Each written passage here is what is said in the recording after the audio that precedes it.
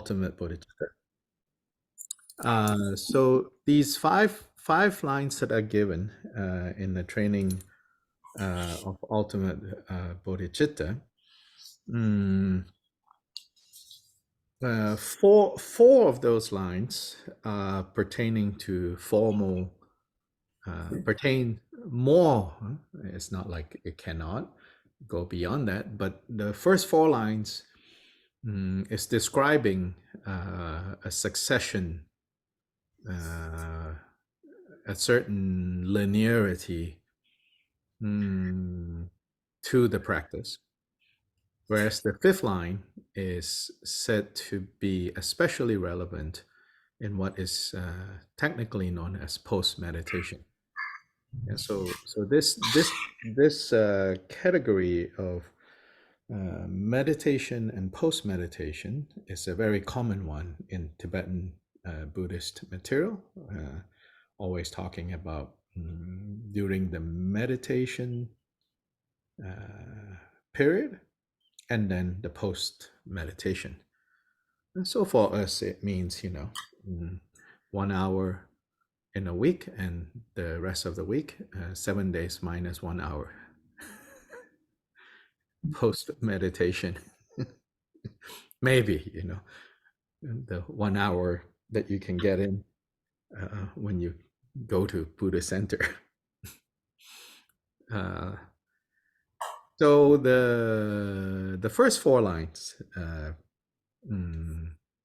is in fact giving us a certain progression from training with the first line. Then on the basis of gaining some experience, some understanding from training with the first line, we add the second line and the third line, and then the fourth line. How rigid do we have to keep to this? My opinion is more that it doesn't need to be that rigid, but we need to be aware that there is a progression going on.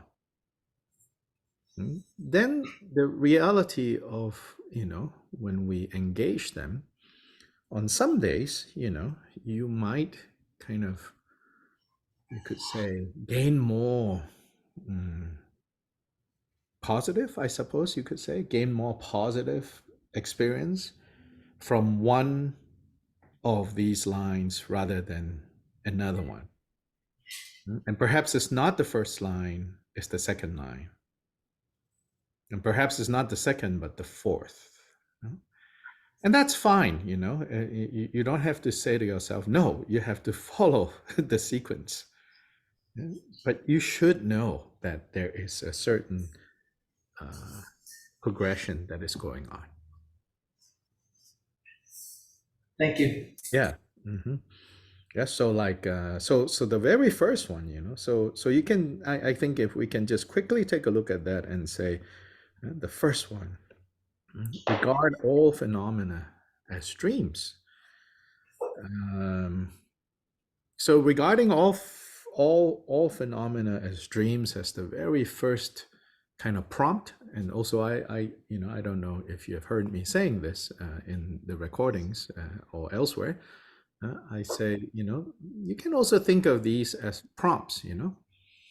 The funny thing is, like, most of us are done with commandments, but we have like commandment ghosts, lurking in the closet. So then over time, as we become more legit Buddhists, the fact of being haunted by those ghosts would give rise to resentment. Then it might even turn into, you start to find yourself relating to Buddhist practice like the tradition, or to whatever degree it was a tradition for you that you kind of left behind, and then end up maybe thinking, okay, the Dharma also doesn't work. It's not the Dharma doesn't work necessarily, It's what's lurking in the back, So we have to work on getting rid of what's lurking, in the dark, in the background, which is all this baggage, that we carry. So be aware of that, So I like to say, these are prompts, They are prompting you, and so first of all, you can take very seriously the words, like maybe you even say, I want to learn Tibetan, and to see what it says in the original Tibetan. And I certainly was inspired to do some of that, not inspired enough to actually sign up for a Tibetan language class, but enough to kind of self-teach myself some Tibetan, just enough to get myself in trouble. And to be curious about that, and to be even a fundamentalist to some degree at looking at, every syllable in that one line. But to do it with also this kind of curiosity and openness, and not get rigid, and say, well, these are prompts. Yeah, these are fingers pointing to the moon. So it's always a balance between focusing on the finger and see where the finger is pointing, and not getting stuck at admiring or finding faults with the finger, because the finger is pointing us to something else, right? So it's you never like kind of arrive, I feel, like at a point in your practice where you say, I will always know the finger for the finger and the moon for the moon. More realistic is, you'll find yourself getting stuck on the finger, and if you're lucky, meaning you have enough, good karma to ripen at the right time, you go, oh wait, I think I'm spending too much time, scrutinizing the finger. Let me see where it's pointing to, right? Then other times you find yourself like kind of staring like into the sky and thinking you're looking at the moon, and then realizing, wait, what am I actually looking for up there? Then you have to go back to look for the finger, and then sometimes the finger have disappeared, or somebody cut it off, That's more in the Zen tradition. No, they don't literally cut off fingers, but there are stories of masters cutting off fingers. So take them as a prompt. So the first prompt for this, it says, regard all phenomena as dreams. So these are meant to be pithy. Yeah, they're meant to be pithy. And also, I don't think they're meant to be over scrutinized. And then also, they are meant to be taught. They were not meant to be necessarily read by someone who randomly picked this up and have no context, no background, no experience, no guidance, simply read. And then that can lead you, to some other place. Yeah. So this prompt, regard all phenomena as dreams. First thing I think we could maybe substitute the word phenomena, which is one of these buzzwords, in Buddhist material, phenomena, right? Phenomena, 4 syllables, phenomena, right? When you first encounter the material, that sounds, I don't know, at least it did for me. It sounds kind of sophisticated, They're not just talking about things, Things is only monosyllabic. This is like 4 syllables, phenomena, right? And so at first, it might sound kind of interesting, attractive, and then you learn, definition of phenomena. And then after a while, it kind of becomes just another word, phenomena. Yeah, and then we forget, wait, what is it saying, So on one level, right, it's a technical language. It's a technical term. Chu. Chu is also variously translated as dharma, and in other contexts is translated as dharma. So regard all dharmas as dreams. Now, of course, this has given rise to, I would say, a confusion. When you read this line as saying, all the teachings of the Buddha are dreams. No, in this context, Chö, which in other contexts is translated as Dharma, here is translated, should be translated as phenomena. But even phenomena can just become another word. And so sometimes we can substitute phenomena with our experiences. And then to clarify, here we're not talking about like only special experiences. In fact, here we're talking about everything that arises due to our senses coming in contact with the object of senses, right? So the sense of sight sees colors and shapes, if you want to be technical. Our tactile sense, perceives, texture and heat. Yeah, so on and so forth, right? So experiences here refer to everything that arises in our mind when our sense powers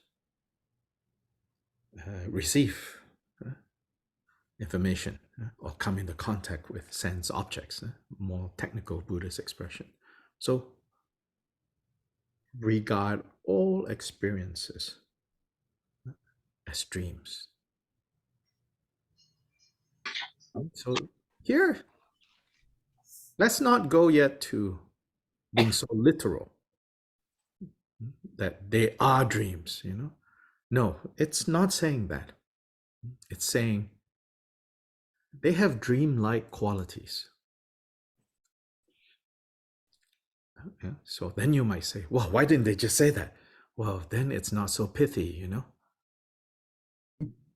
Then it's wordy.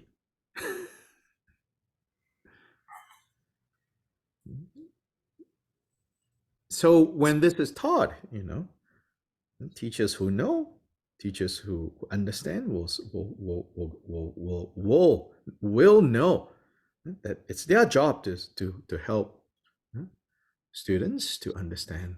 What we're saying here is we're not making any kind of metaphysical statements that this is a dream. Then you have to get into, well, who is dreaming? Maybe a cow dreamed up all of this and we're just characters in the cow's dream, You could start an interesting religion creating this whole, understanding that, some holy cow somewhere. We are in that whole, we're just, part of some holy cow's dream, right?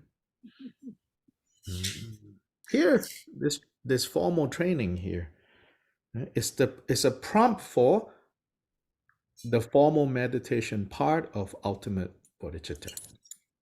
And so yes, so after the 21, a few cycles of the 21 breaths, right, to bring the mind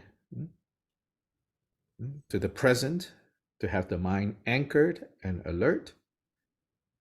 However number of cycles of that you feel you need to do for your mind to gather in this place and gathered enough to then now start regarding, start considering how all our experiences have this dreamlike quality. So the dreamlike quality is basically saying it's real enough, but it's not absolutely real. Real enough to give rise to all kinds of emotional experiences. So when you're in a dream and you have won a lottery, the joys that come from that, the excitement that comes from that. when you're in a dream and you have lost your only child, the sadness and the tragedy of that, all of that. Now begin to see how the experiences that we have in our so-called waking reality have the same qualities as experiences that we have in dream state. Moreover, even if we still think the waking state as ordinarily defined is more real than our dream state that you had last night, fair enough. I don't think you need to blur those two. Fair enough. You say there is a difference. But now the point here is that this is a prompt for you to take that experience of dream and apply it to this waking reality. Why? Not necessarily because the truth is this is some cow's dream. Not even because of that, but simply because when we begin to apply this consideration that this waking reality too can be experienced in a dreamlike manner, we do that because we can see that when we do that skillfully, my favorite word, when we do that skillfully, it can protect us from suffering.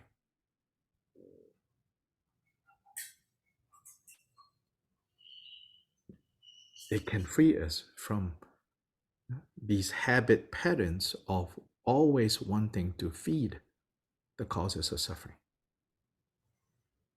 and never quite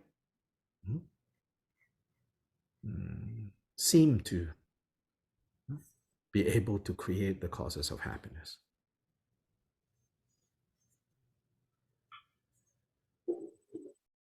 No?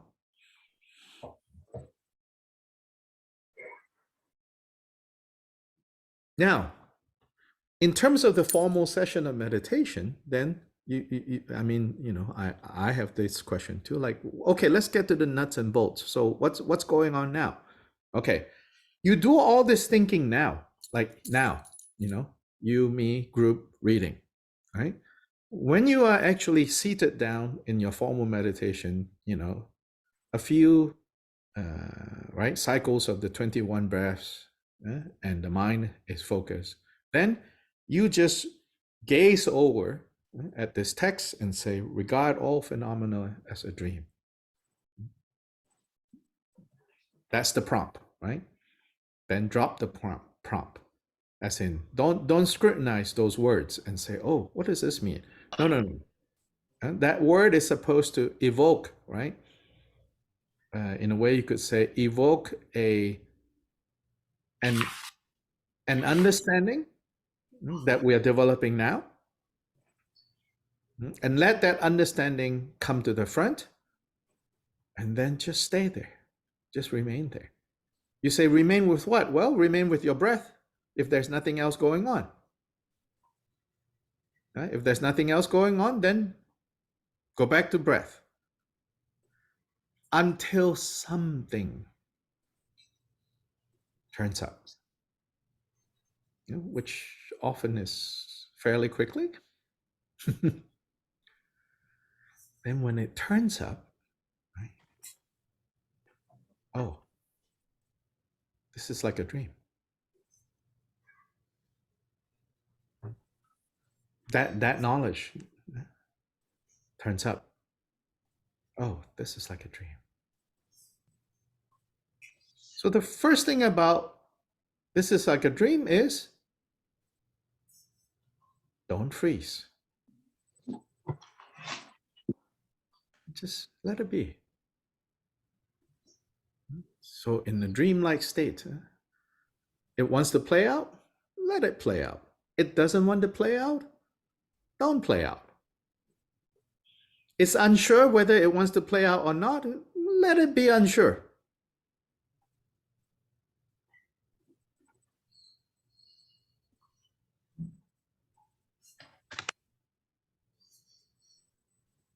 Then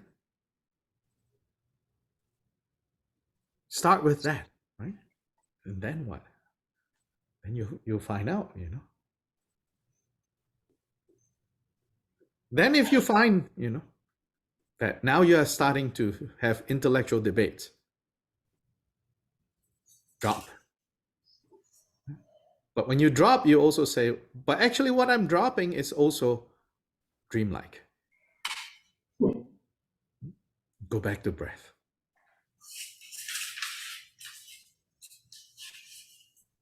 Just doing that is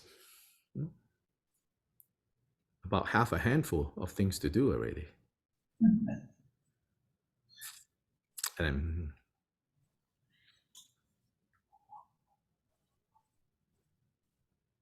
yeah, just so you know how this is, there's a certain linearity going on. Whereas the first line gives us a prompt to look at the nature of what we experience. The second line is what you could call, using a Zen expression, is tracing back the light. Right? When you're in a dark room, right, a light shines, flashlight shines on, and then you see the object over there. And then tracing back the light is to say, so you see the object, but follow that light and go back and see where that source of light is coming from. And here, the second line is, not only do you develop some kind of understanding about the nature of what you experience, you then on that, to deepen that, you also need to have an understanding of the nature of the subject. So the first pertains to the nature of the object, the second pertains to the nature of the subject. And the third line pertains to the act of, even the method, the act of seeing, the interdependent nature between subject and object. That seeing, that very seeing of the interdependent nature of the subject and object also needs to be understood as part of that equation. And therefore it says, let the antidote be freed in its own place.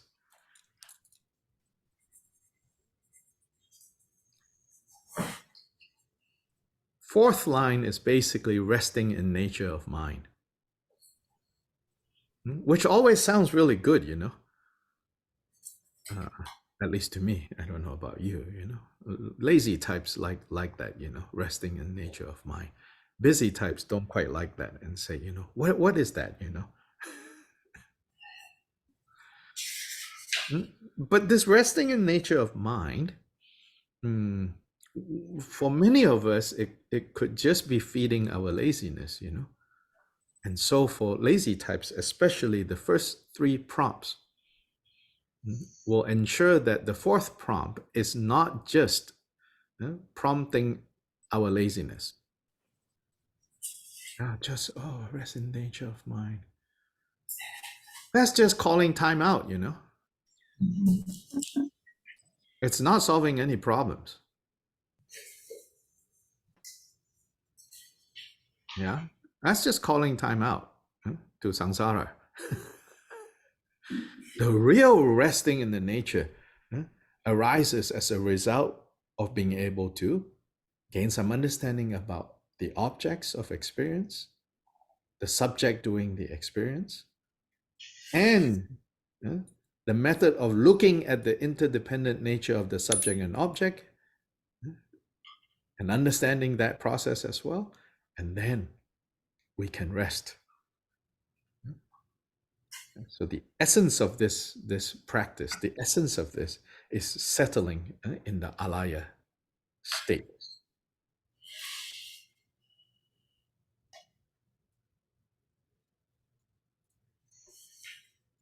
Yes, Steve, I think maybe you had a question or.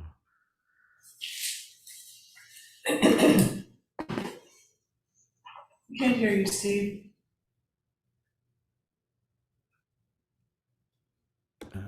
Okay, Yeah. how about that? Yes. Oh, that mute button. Okay, actually, the very last thing you said was really my question. Now I'm trying to understand it.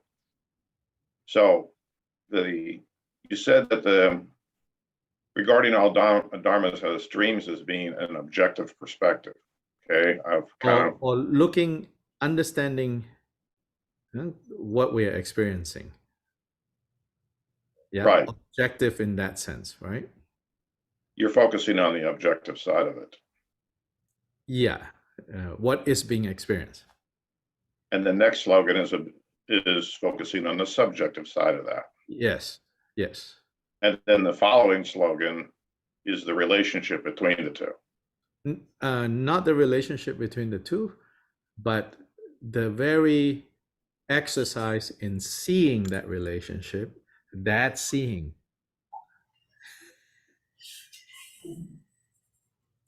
Okay. I'm not gelling on what that might mean.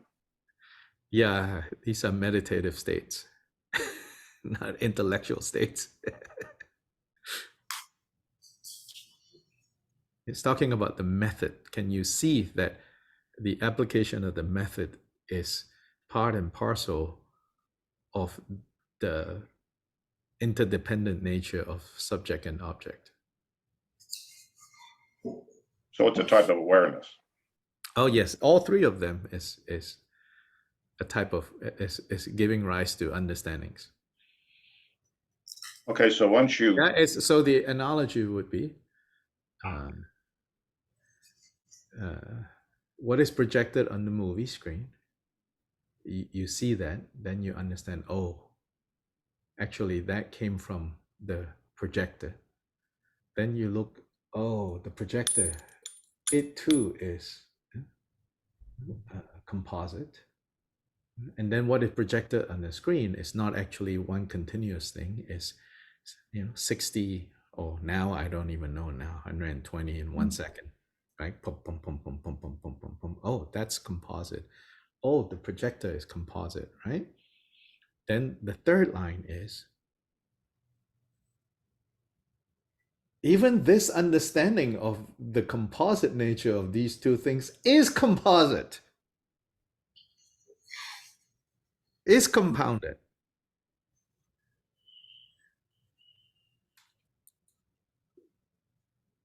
That's the third. That's why it says, let even the antidote be freed in its own place. Don't even hang on to that. do we Don't interpret the word antidote the way it means normally in English? Yes. Or is this jargon? Yes, yes. Antidote to the poison, antidote to the habitual poison that we engage in. And so the antidote meaning the technique. Okay. And the technique is the seeing of the nature of the objects, nature of the subjects. So even that seeing, don't let that be the basis of another confused projection as self, basically. Okay. Even that, don't own it. So very different from, own your stuff, man. Don't own it.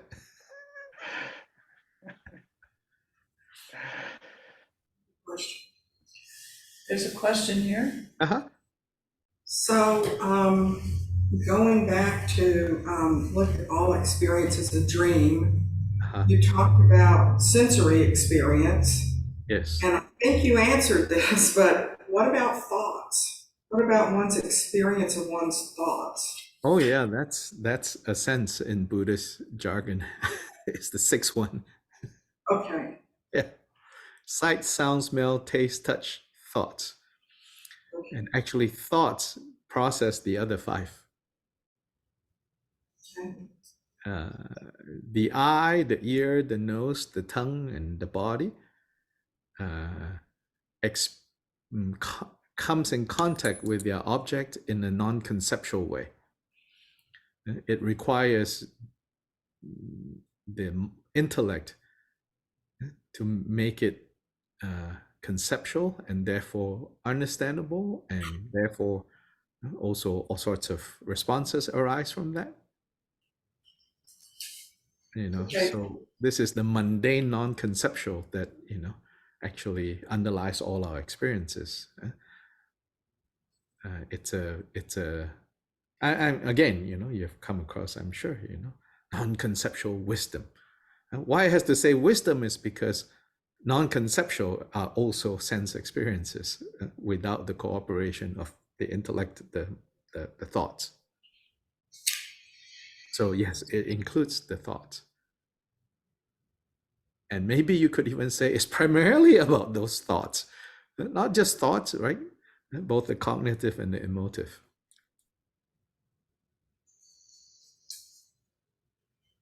Yes. So maybe another way to say that is that process of our perceptions of sensation and the mind receiving that and interpreting that is another, like according to the first line, is a way of dreaming. Mm-hmm. Yes. Yes. Yeah. And so now, like right now, it's a good time to think about it, even intellectualize and philosophize, right? But we should reach some kind of understanding so that when we are doing the formal meditation, we're not encouraging a proliferation of thoughts. We just kind of know at that point, just know that it's like a dream, So in practical terms, I think maybe when we first start that, it's more like you apply that, it's a dream. Don't fixate. Stop. And then if you keep going, stop. Okay, no, too loud. Just quietly. Just drop it.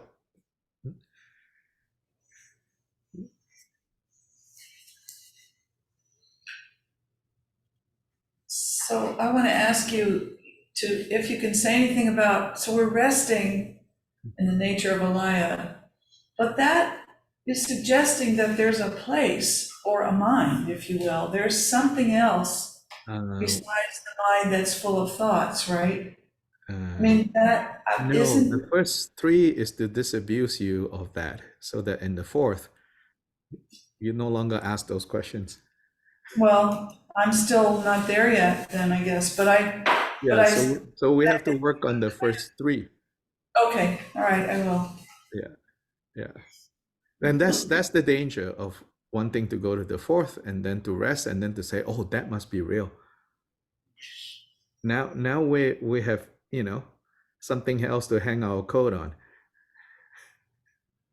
But there is such a thing as a mind free from thought, right? Or an awareness that we have, whatever you want to call it. The problem is we can't talk about it, but all right, I won't argue. I'll do what you're saying. Sure, if it encourages you to, work on this, yeah, sure, there is.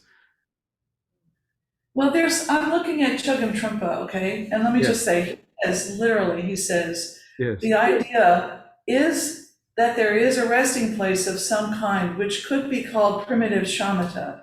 There is a starting point and a returning point. Yes. And it's basic goodness, or he has all these other words for it. Yes. I don't want to bring that in here if it's not working, but it's basic wakefulness or sukha, anyway. Oh yeah, there are lots of terms. Yes. But and so, yeah, okay. Yeah. Yeah, there are lots of terms, basic goodness, wakefulness, all of that. But overall, I would say the Buddhist tradition is It's not like you cannot talk about it. It's just that it's always very aware of how quickly we turn that into self, Right. how quickly we objectify, what is ultimately no point in objectifying. But because we are so caught up in the habit of objectification, so to no end we will objectify.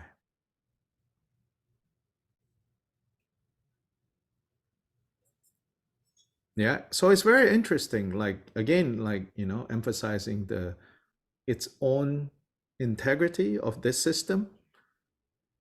Yeah, it doesn't even use the word Buddha nature.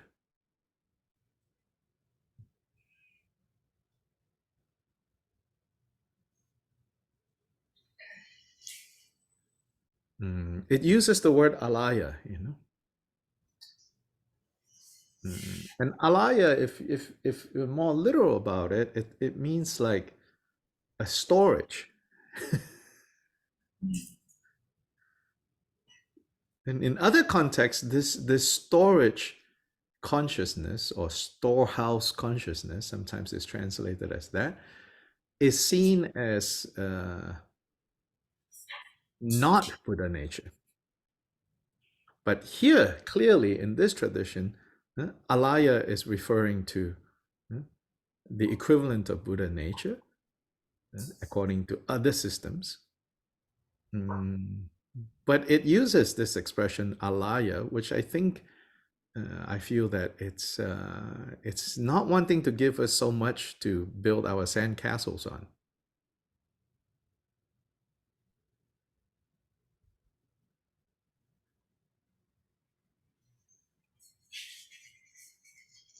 Yes. So the term rest in nature of Alaya, the present moment, we can think of rest as not thinking. We can what? Think of rest, the term rest, as a state of non-thinking, Yes, non-processing. yes. Just to settle, or here it says, settle in the alaya state, settle. So in a sense, it's dynamic, to settle. So it's not dynamic like jumping around. Shakpa is you can settle more and more and more and more and more and more and more, dynamic in that sense, you're never quite settled.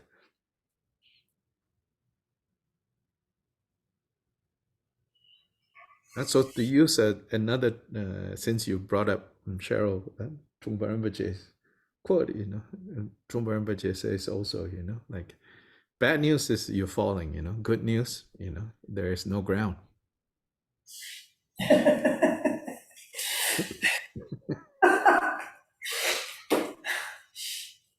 I've heard people describe who've recovered describe their experiences having strokes, and sometimes it sounds like this. Uh-huh. And I've imagined, sitting, oh, I've had a stroke, I can't think. Uh-huh.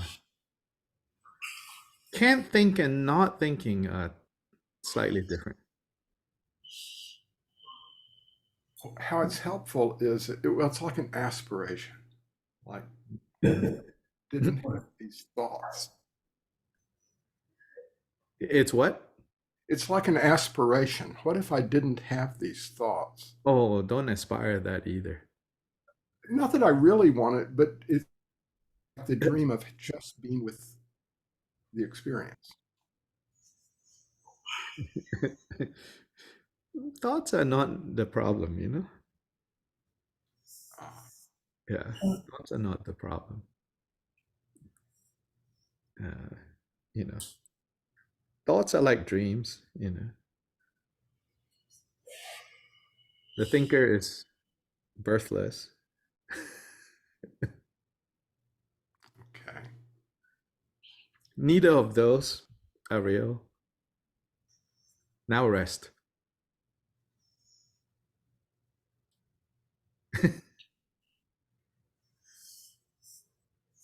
Yeah, now rest. Then, right now, maybe just 2 seconds you are, content to rest. Then you say, but, okay, thoughts are not real. Thinker also not real. Now yeah, don't fixate on that process. Good. Now rest. This time maybe 3 seconds. Then again, thoughts come, It's like, you're not real. You're a dream.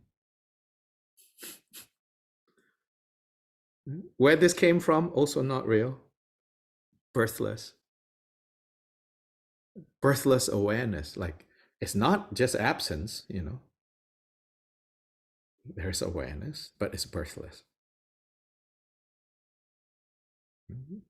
Then before you try to hang, any self on that, right? The third one, release the antidote, release the method. Don't let the method, produce a new problem.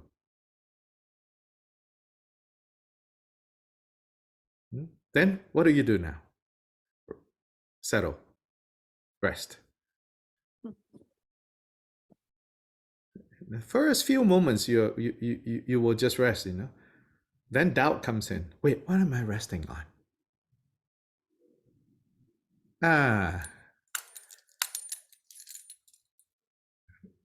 It's like a dream. Oh, okay. Who is the dreamer? Oh, that too cannot be found. Oh, great. I like this. Okay, drop that. Drop into what? Rest. Dr. Lloyd, Yes. I was always I'm still curious about the cognition of resting. Is there such a thing? It strikes me that it's possible that we all do this spontaneously, but because we don't recognize it as an object, subject, and all that, it just passes by without us even noticing it. Yes. In this case, we are being aware of our non-cognitive state Yes. somehow. Yes, correct. Okay. That's why they say, nothing to add, nothing to take away. But if we don't go through this training, then the fact that we are Buddhists will never have any impact on us. Okay, thank you. So it's a big hoo-ha about changing nothing in particular for 3 incalculable eons.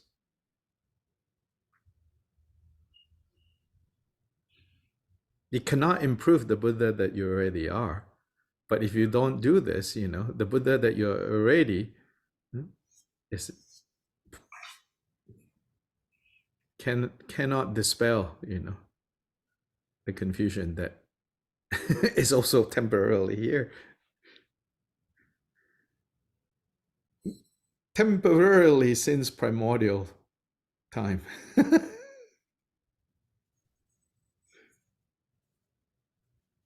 Yes. The process that you describe and that we're talking about reminds me of the Guru Yoga process, the practice of observing the Guru outside of yourself, and then becomes one with yourself or somehow enters yourself, and then everything dissolves into light. Is it similar? Yeah. I mean, it's structured the same way, like keep letting go, keep letting go, keep letting go. Don't pass out into unconsciousness. Keep letting go, keep letting go. Don't pass out into unconsciousness. Keep letting go, keep letting go. Put it down, put it down, put it down. But put it down with awareness, Oh, now you're like, oh, I got awareness. Okay, put that down. then you put that down, you're like, oh, I got the putting down, no, put that down, and then rest. Yeah, I think for me, number 3 is really confounding. So I'm just gonna worry about number 1 and 2. Yes, yeah, right. I mean, you because 3 makes no sense at this point, 3 is like, wait, if I don't use 3, how am I going to get rid of 1 and 2? Or how do I know how to, practice 1 and 2? So that's why, but the general, having a general sense that 3 involves being done with the raft as well, Yeah, know that you are in a turbulent sea, which we are not aware of right now, or only temporarily. When things go wrong, we're like, oh my gosh, I'm in this turbulent ocean. Other times it's like, no, everything's fine, right? So know that you're in a turbulent ocean, but then this ocean, also, actually, it's a dream, right? Then you release that. Then you say, well, who's doing the releasing? Maybe that is real. Look into that and see that, well, that actually, the realness of that is reinforced by the realness of the ocean. And then when the ocean is seen for what it is, then the seer also loses its solidity. The third line is about this whole process itself, likewise, lack the kind of holding that you would like to hold on to. Now it's enough to just intellectually get, oh yeah, I see that point. But in actual application, it's hard yet to kind of experience that. But you catch glimpses of it actually. It's sort of like, I think, in the craft of an artist. I don't know much about being an artist, but I imagine, right, at a certain point you got to let go of the idea of the craft.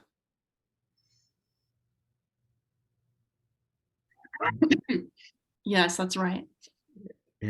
Like it's and that is a stage in a way that comes after letting go of the thought of the artist. Like me as an artist producing this wonderful piece of work, right? First is the wonderful piece of work that you're aiming for. I mean, we all start like that, right? That wonderful piece of work that I want, right? Then you let go of that, but not letting go of that in a, like, right? Without training, saying letting go, then you're just not an artist, hello. So that first letting go, involves quite a bit of work, right? To then finally let go of the idea of that there's this perfect piece of art that I want to produce, right? Then the next stage is the hanging on to, I'm this kind of, artist. You need to let go. Then there's a further level where the whole craft itself, you need to let go. Then the fourth one is spontaneous. Spontaneously producing work that somehow other people are like, oh, I will give $1 million for it. Who is Banksy? Who is Banksy?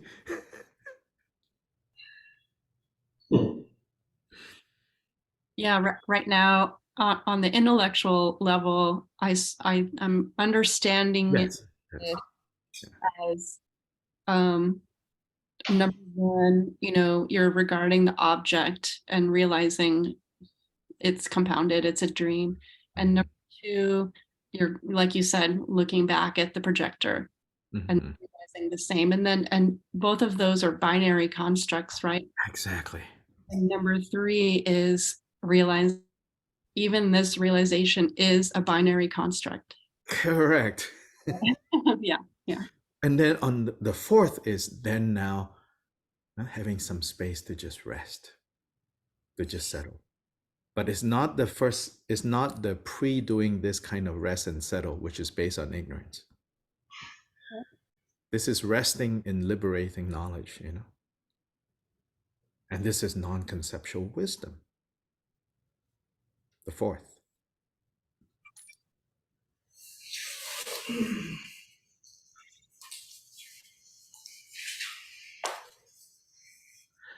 Okay, duty calls for me. I need to run. I was going to be able to come only half an hour. Actually, I can only come half an hour. So now I will meditate on how time is also not real and see if I can catch it. So you all please continue. And I will, yeah, see you all again. Have a good It day. was great. Yeah. Thank you. Thank you. Yeah. Bye-bye.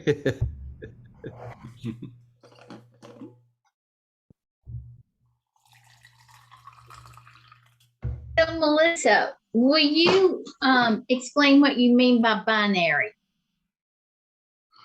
Like dual, like subject object, and two, one thing observing another. Does it? Yeah. I think I meant to say dualistic, but instead the word binary came out. But yeah. So nowadays you hear the phrase non-binary to refer to gender. Exactly. So that kind of helps me see it, you know, it's like, no, it's either one or the other. Yeah. Yeah, the process of, I guess it's just the simple process of observing first object and then subject. It's like the word, as he was describing it, the word impute kept coming into my mind. I've heard it described that way, you know, like our habit is to impute a self, to impute, to make up a story, to impute meaning. And you know, if first you're doing it with the object, and then you're doing it with the subject, and then in step number 3, you stop imputing because you realize it's also made up. Does that make sense? Yes, it does. I impute sense. I don't know. I get a lot of, for me, just the right word is like a key that unlocks the door. But anyway.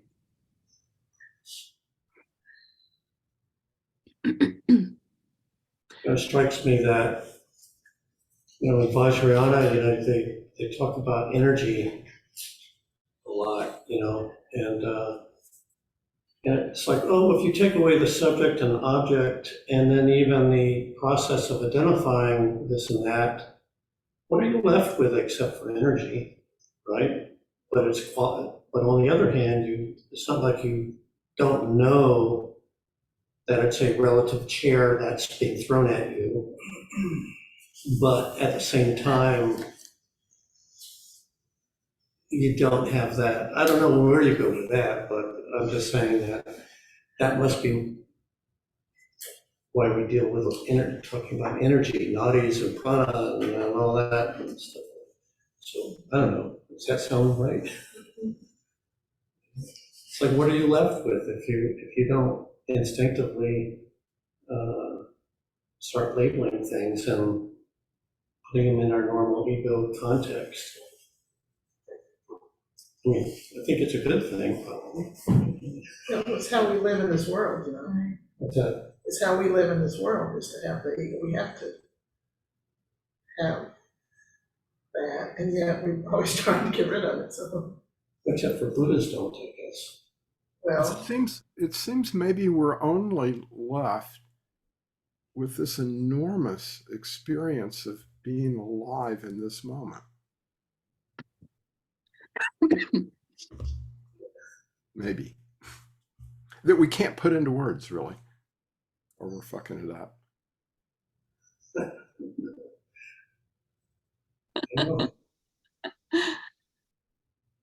Yeah, in this book, it says a rest in the true essence, the ongoing state of the ground of being. So, But then we're really groundless. yeah, I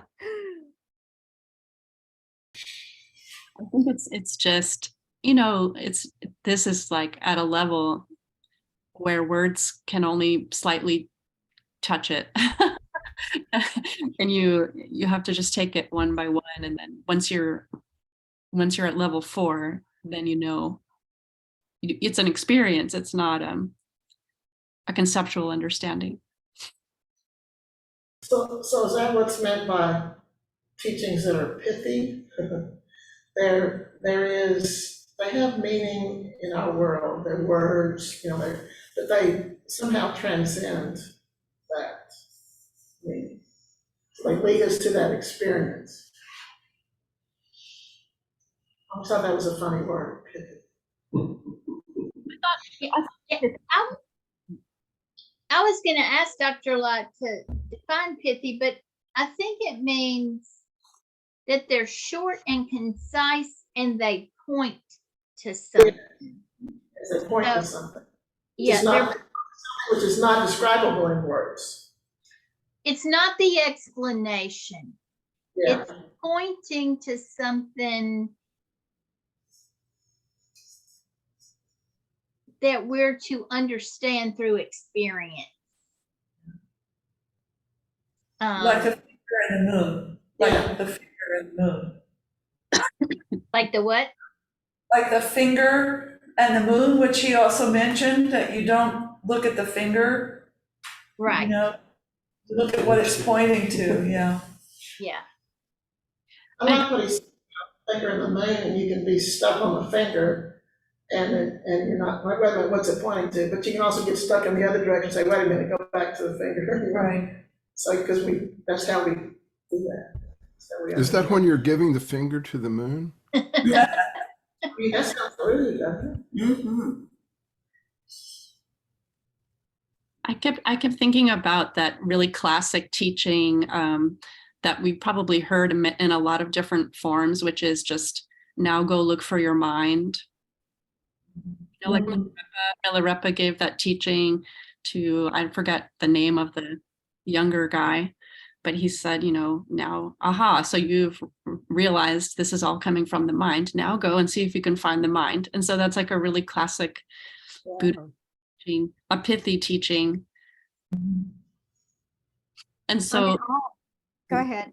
well, this, you know, like this 0.1, consider all phenomena to be like a dream. And 0.2, sorry. And 0.2,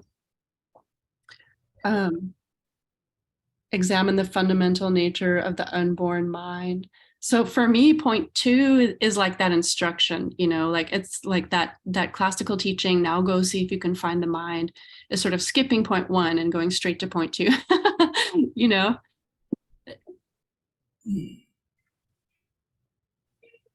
Oh, you guys, I'm sorry.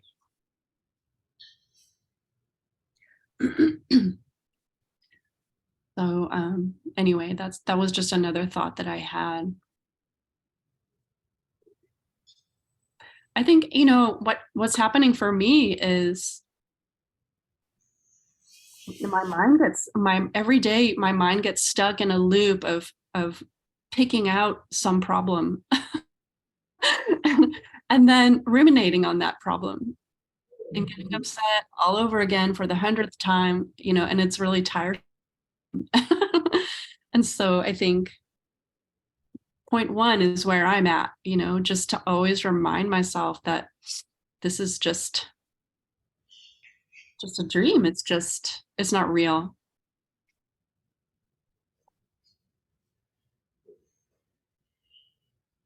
Or it's an experience. Hi, this is Laura. Yeah. Didn't say it's not really not real, but it's an experience. Yeah, not exactly not real, but it doesn't have the realness or the weight that my mind is giving to it. Right. Yeah, I agree. More dreamlike. Yeah.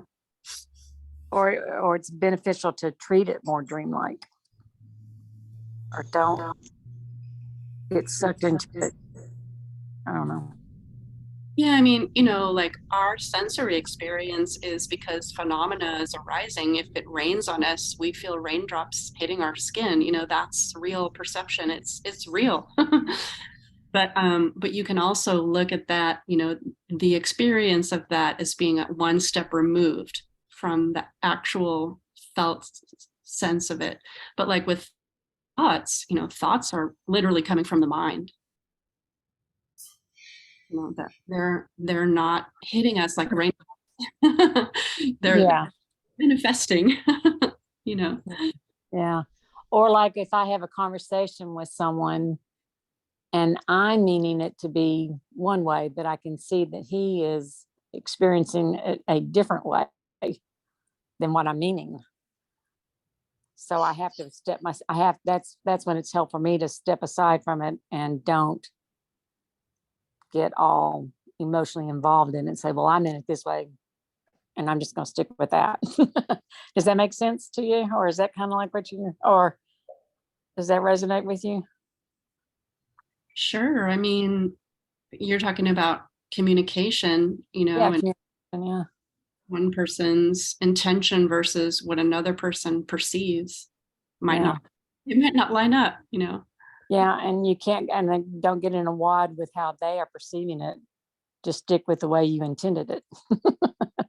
I don't know. I'm getting off. I think it's interesting to turn that mirror back around to yourself.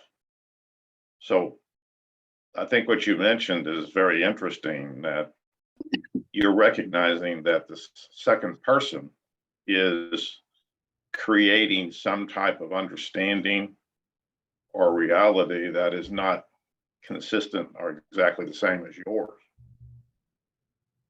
So And then, for yeah, me to be able to turn that around on me is to realize that I'm doing exactly that, yes, creating an understanding or a reality. right, We all are. right. And I think that is exactly what the term dream is about, or this use of the term not real. Yes, There is a realism to it, but it is a construction, which I think fits very nicely into what Melissa said. What was the word you said, Melissa? It started with a C. Maybe it wasn't a C. binary. No, it was after binary. I mean, Imputing, yes. Yeah, yeah, If you think about that word, you're creating something from a set of data. Okay, so you've got some experience that you're interpreting and creating a reality out of. Everybody's doing exactly that. It's a type of reality for the individual that's doing the creation. It isn't any kind of ultimate reality. There is no ultimate reality. So except that's for where you get to it being all a dream. yeah, The terminology can be quite confusing. yeah,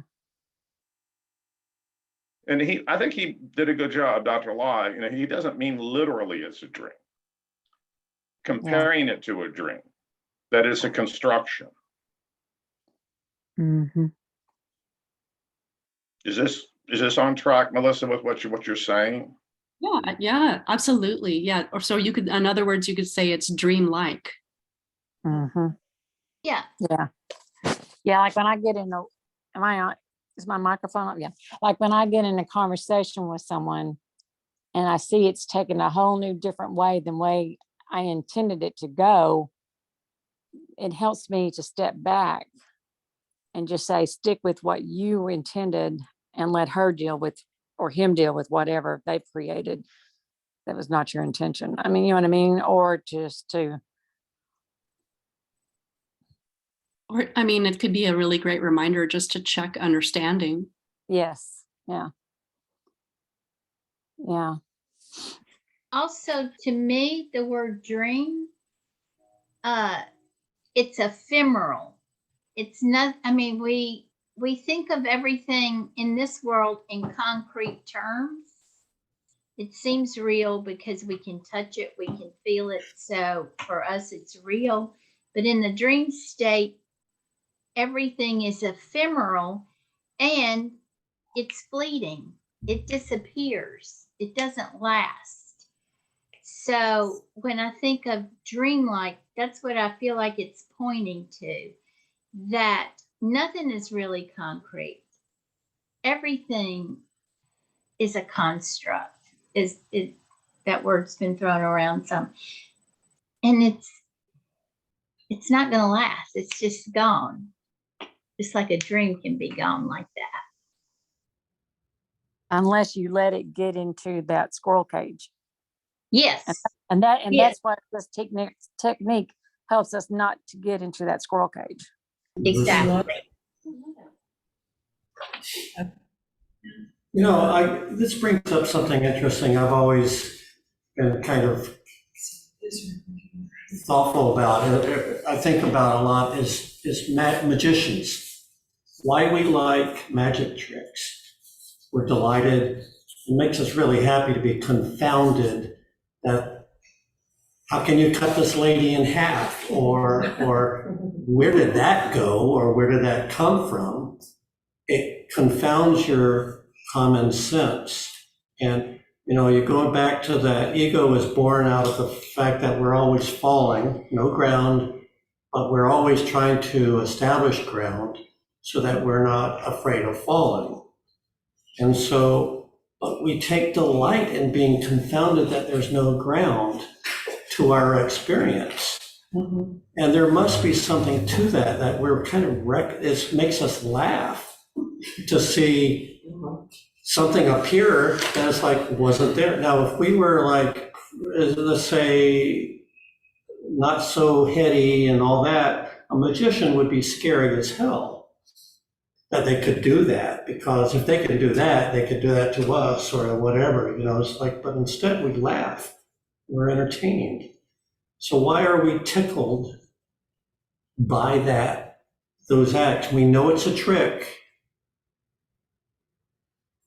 yet we're really amused by it. Anyway, there's something to that our basic wisdom knows that this is some kind of trick of the mind, sleight of hand of the mind that we're dealing with. And we make it so hard for ourselves somehow. Well, this world, we go around in this world and everybody's acting like this is all real. So when we get those little glitches, we're like, yes. Okay, you know, Maybe yeah. so. Yeah. Maybe so. Hey, everybody. Hi, Hey. everybody. I'm sorry. I can't speak very well yet, but in this conversation, which today has been really, really insightful, if I might, I'd like to share something that keeps coming to mind. And it's so interesting because I'm going, why do I keep having this thought? But so in the Diamond Sutra, it states that the mind has a myriad of thoughts. These are all illusion. And it goes on to say something, this is an English interpretation, but putting things down or putting these down and being at ease, I return to the enlightened state. And for me, that just resonates with everything we've talked about, because if I can be an observer that truly my thoughts are all illusion, that if I become an observer of the nature of whatever the thought is and try not to assign any meaning to it, but just to be an observer of it, the nature of it, like pointing the finger or looking at the object, and then being willing to just settle into, okay, so that's the moon, this is a finger, this is what I perceive at this very moment. And I think for me, that's where I go in this very moment. The essence of my attachment from my thoughts is whatever it can be. And as I allow myself to have that sense of freedom, to play with that and contemplate about that, it slowly dissolves just like a dream. And I settle and wait for the next myriad of thoughts. So I just felt like I wanted to share that. Thanks for listening. Thanks. Thank you for Thank sharing. you, Betsy.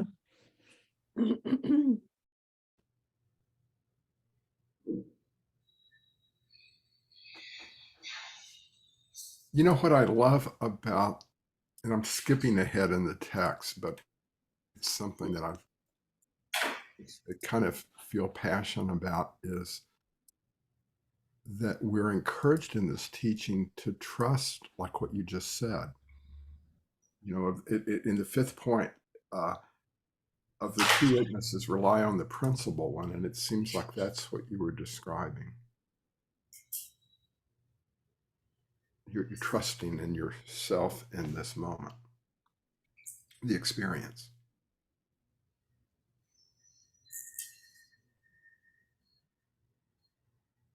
Yes, I think that's I appreciate that reflection. For me, it is. It's for me the willingness to give myself permission to be aware of whatever it is in this present moment.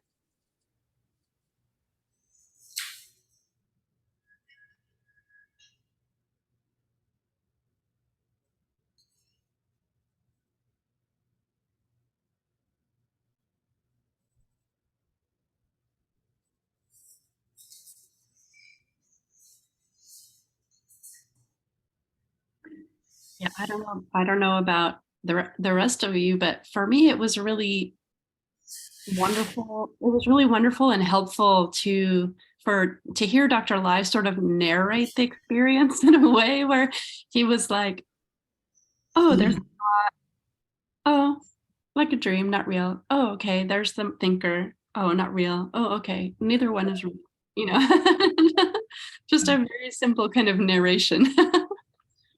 Yes, that helped me because my question originally was, how long should I spend on this one before I move to the next? And then by the end of his talking, I understood that skillfully I can find the time when it's appropriate to move from the first thought to the next, or maybe I need to back up and repeat the meditation of the first. Yeah, it was very helpful. Thank you for asking that, by the way.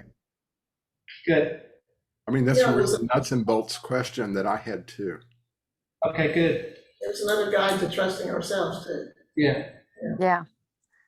And I think it's also interesting to pay attention to the intention behind every thought, or the energy behind every thought. That's helpful too, for me. Was I, like when I made that comment, was I being sarcastic, or was I being what I thought was genuinely funny, or was I being, and then if you say I was being sarcastic, then you kind of, that kind of say, okay, well, maybe I should, rethink that or re-say it, or, I think you have to pay attention to the energy and the intention behind, like you said, when you skillfully speak, when you skillfully think. And was I skillfully thinking, with the right mind?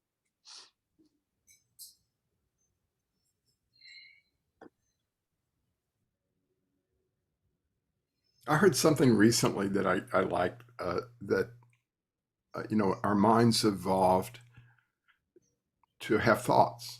It's just what's happened over a lot of years.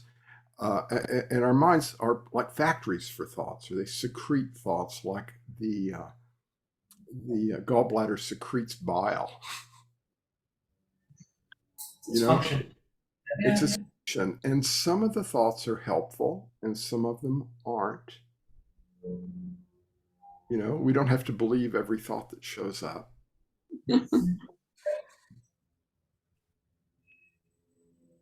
In my case, mostly unhelpful. But I love that thinking of, oh, it's like bile or saliva or something. It's this goo that like. Yeah. And I've even read, I've even heard some people talk about thinking and thoughts as maybe not even necessarily coming from you, which is kind of a weird metaphysical, yeah, you know, where it has really a way to fit into our discussion, but it's another way to detach from a thought that might just appear in your mind and you don't know where it came from, you know. Bunch of neurons bouncing around. Yeah. Maybe That's what don't, it is with collective energy, I guess. maybe don't take the thinking personally. Yeah. I agree with that. Don't take ownership, Yeah. because then you're clinging to the idea of there being someone who is thinking. That's the imputation of the I and the self upon the thinking. Yes. I think one of the biggest risks with that is that we start putting value on it. If these thoughts are identified with me, then now I'm going to have to put some kind of judgment on them. And that's definitely not the right place to go. So I think if we can detach from the thoughts and have them be independent of me, then I'll be a lot less inclined to put good or bad on it. And then I think psychologically, it's a lot healthier to see them as independent. Just a thought.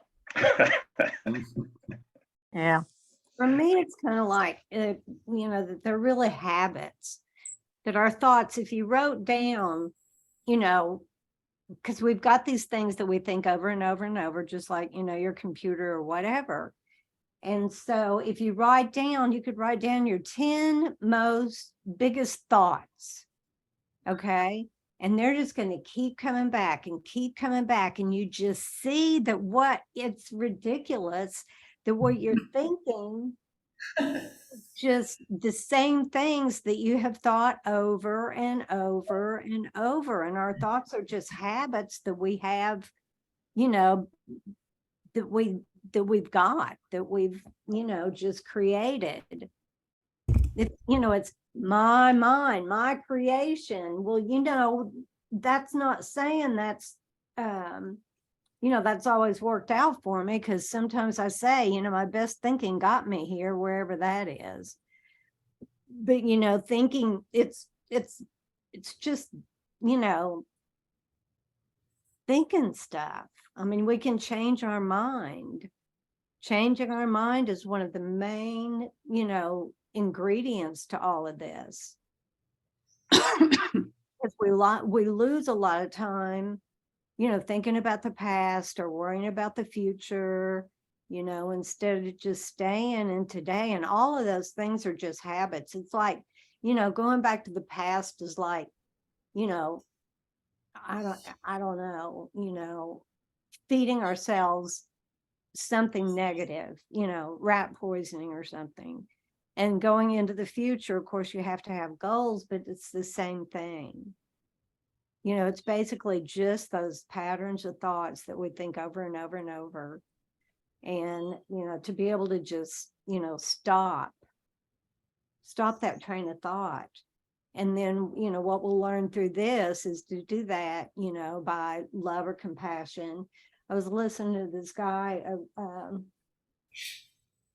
I can't remember his name. But anyway, he had his tools of how he stops his thoughts.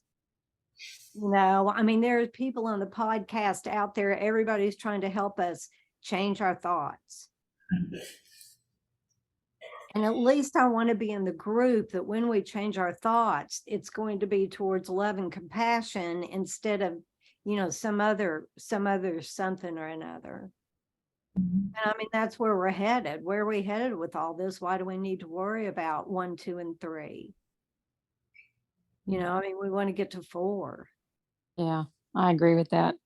but yeah, but we can, I mean, that's what Kentrell always says, you know, we change our mind. We have to change our mind, and we can. Yeah, it's for exactly the reason that you pointed out, Karen, which is the strong habit, the strong habitual tendency of the mind to proliferate thoughts. You know, Yeah. I was really relieved when Dr. Lai said the problem is not thinking. The thoughts aren't the problem.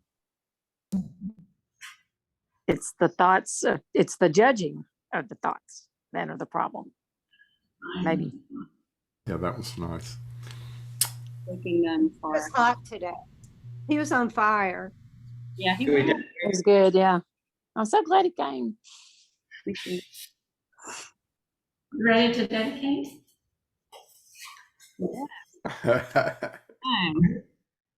Just 1 second. Let me, text.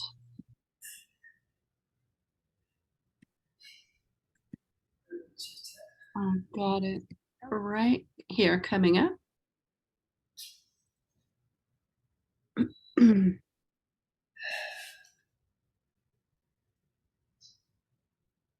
Oops. Can you see that? Yes, beautifully. Okay. Bodhicitta, the excellent and precious mind. Wherever it is unborn, may it not rise.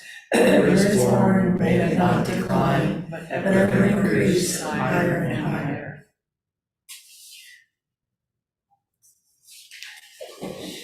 Thanks, everybody. Thank you. Thank you. Thank you. Next Thanks, time. everybody. Thank you. Thanks.